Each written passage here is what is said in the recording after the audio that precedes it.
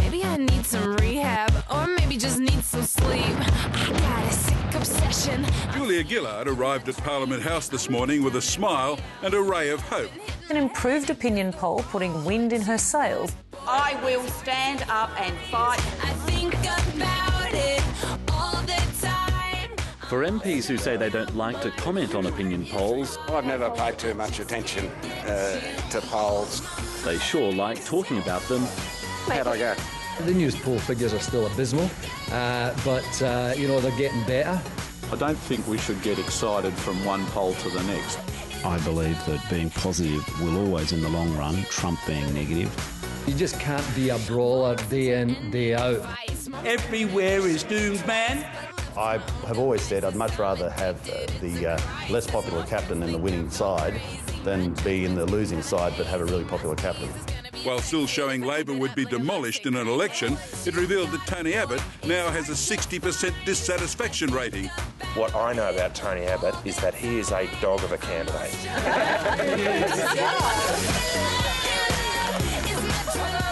You've got to have something between your ears. You've got to have some policy. There were 3 polls came out on Tuesday. One of them was better for the government. 2 of them were worse for the government. It's hard being in opposition. I hate it. I loathe it. It is god-awful, let me tell you.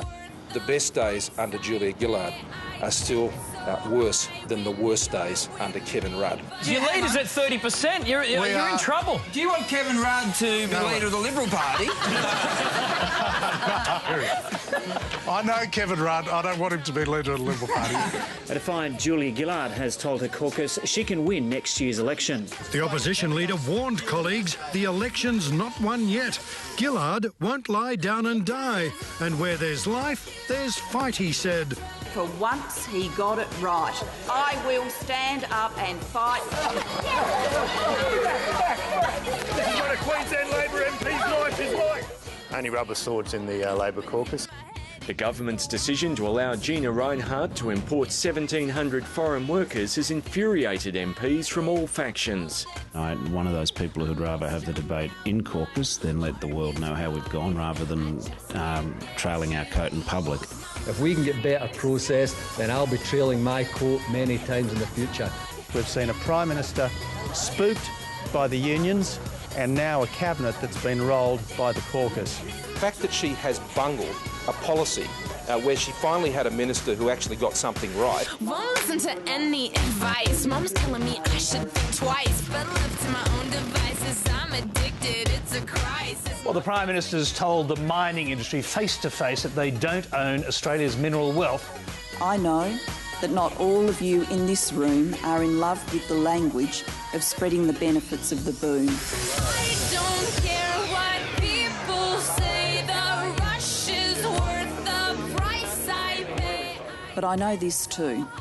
They work pretty hard in car factories and panel beaters and in police stations.